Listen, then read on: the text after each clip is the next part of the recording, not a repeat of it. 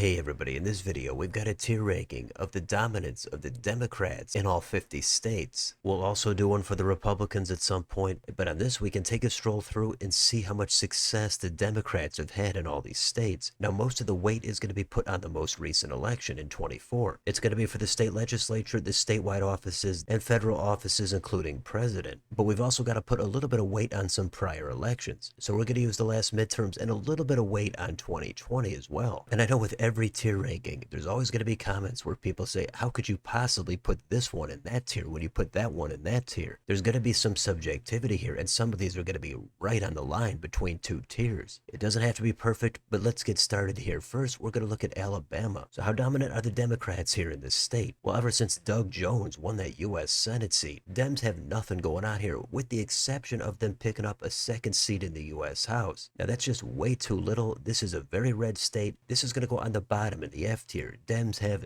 no dominance here. And of course, this is going to be A through F. A is going to be the states where they're the most dominant. Next, Alaska. This is always a difficult state to analyze politically. It's kind of a red state, but in the legislature, there are different governing coalitions. And Dems did just take a loss there with Mary Peltola in the U.S. House. So this is going to be above F, but they're still pretty weak in this state overall. It's going to go in D. How about Arizona? Here's a state where Republicans control the legislature, but Dems have governor as well as both U.S. Senate seats. Republicans are also not totally shut out of the other statewide offices, but those are just going to be less important. I think overall this is going to even out to the C tier. Neither party is really going to be dominant here. Next, it's Arkansas. This is a pretty easy call. Dems are pretty much wiped out here. This is going to go in F. How about California? Pretty blue state. Dems really dominant here in all statewide offices and the legislature. This is going to go at the top. It's a really blue state. Maybe it's slowly going to trend toward the B tier, but for now it's got to go in A. Next, Colorado. Even though Dems lost their supermajority in the legislature and Republicans picked up one seat in the U.S. House, I think there's probably enough here to say the Democrats are pretty overwhelmingly dominant. So this is kind of borderline A and B, but I think I'm going to round this up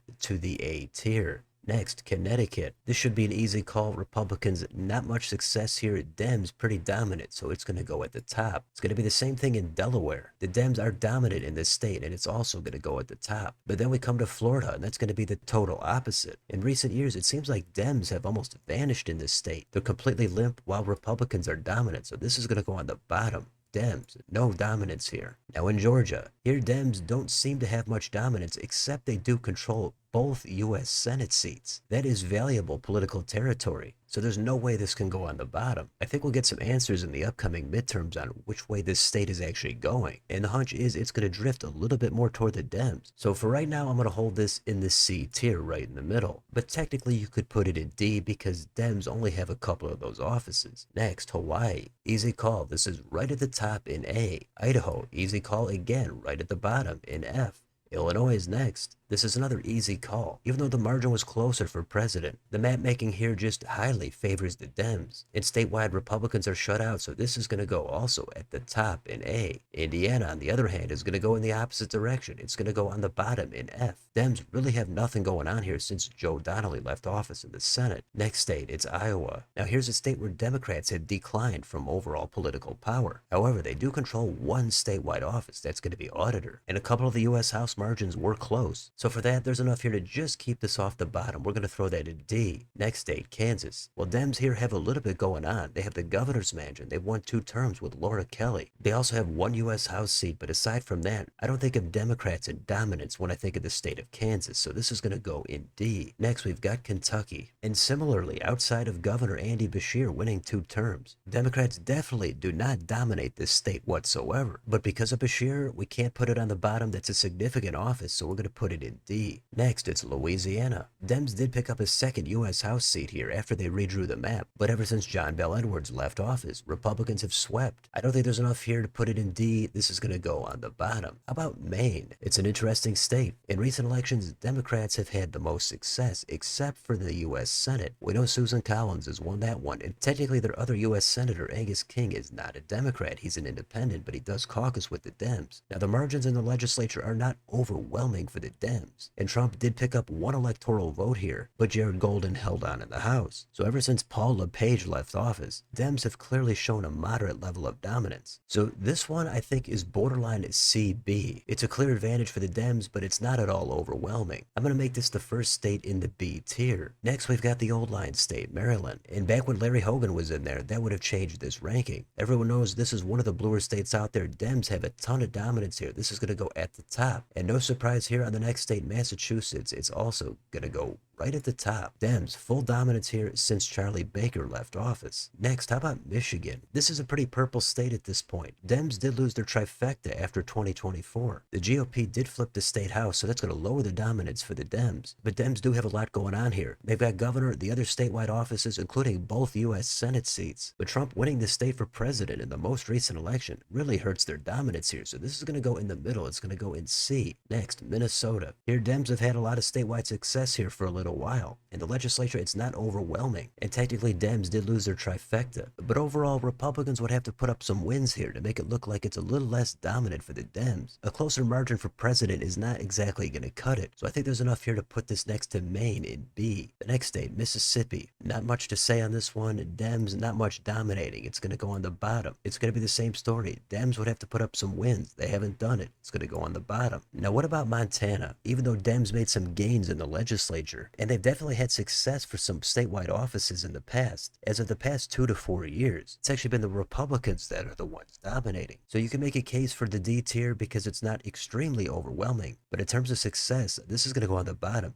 Dems just don't have any dominance here. Next, Nebraska. The legislature here is officially nonpartisan, but it's going to be the Republicans that have the advantage. And maybe talk about Dan Osborne running against Deb Fischer. But outside of one electoral vote for president, Dems are pretty much devoid of dominance here. This is going to go on the bottom in F. Next state, Nevada. Here, both parties control statewide offices. Republicans have governor, Dems have both Senate seats, but Trump carried it in the election. In the House and the legislature, the maps are pretty biased toward the Dems. But once you even everything out, this is going to go in the middle. It's going to go in C. New Hampshire is next, and that's an interesting state. Dems don't have many wins here at a state level, but on a federal level, they do seem to dominate. So that's going to even it out. We're going to throw it in the C tier. The next state, New Jersey. Now, this is a tough call because it is a pretty blue state. Republicans control nothing. Dems do dominate across the board. And obviously, they did win the presidential election here. The only thing Republicans can say is the last governor's election was closer than expected, but that was over 3 years ago. And the biggest surprise is the margin here for president was much narrower than expected. So maybe this state is trending more toward the purple direction. But for now, you could easily make a case for A. But I guess because of that stunning presidential margin, that's going to just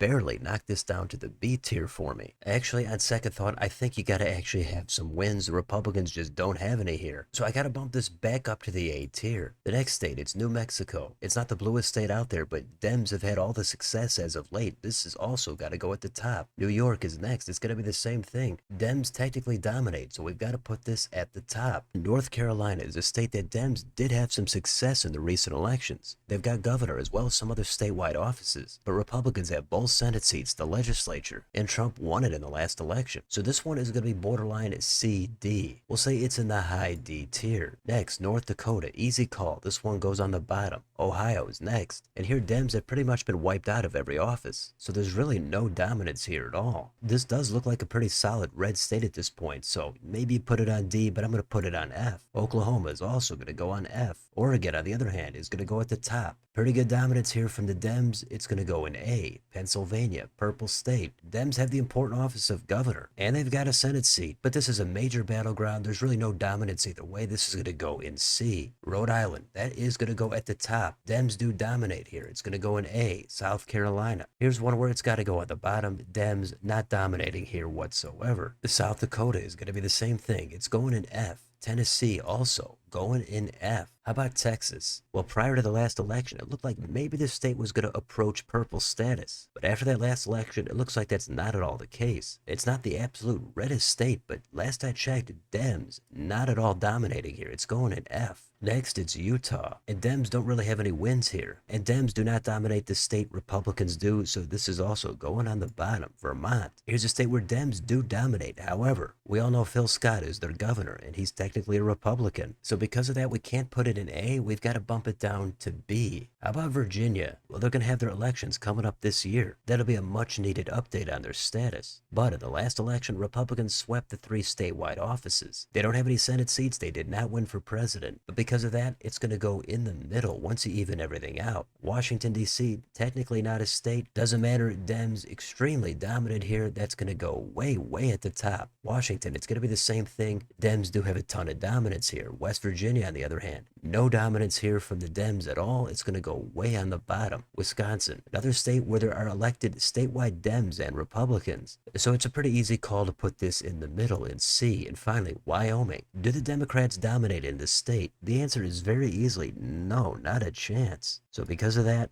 we're going to put it in F. So those are all the tiers. I know there's going to be some people screaming in the comments about a couple of these rankings. And the two that bother me the most are probably New Jersey and New Mexico. These are really borderline A and B. It all depends on how much weight you want to put on electoral success. If you focus on the margins, especially for president, then this goes down to B because the Democrats dropped the ball here on their dominance. But in terms of actually winning offices, then it goes up to A because they've had all the success. So this video is more about the dominance in terms of success and not necessarily the overall perception. Because yeah, this is a blue state, but it's not at all as blue as Hawaii or Massachusetts. So anyway, there's some other ones that are definitely up for debate like Virginia, North Carolina, Nevada, Maine, Ohio. You could spend all day going back and forth emphasizing different things. The main thing to do here is to try to have a little bit of fun, go through the states, keep it consistent, and hopefully you come out with something that you think is satisfying. So for me, these are the tiers that I settled on. If I take a look at the Republicans, it might just end up being the opposite. But who doesn't love taking a look at a tier ranking? So let me know in the comments. Do you pretty much agree with the rankings of these states in terms of dominance of the Democrats? Or do one or two of these rankings really bother you a ton that you're not going to be able to sleep at night? Let me know down below on your way out. Don't forget to like, share, and subscribe and join if you'd like to support the channel. Thanks for watching, and I'll see you next time.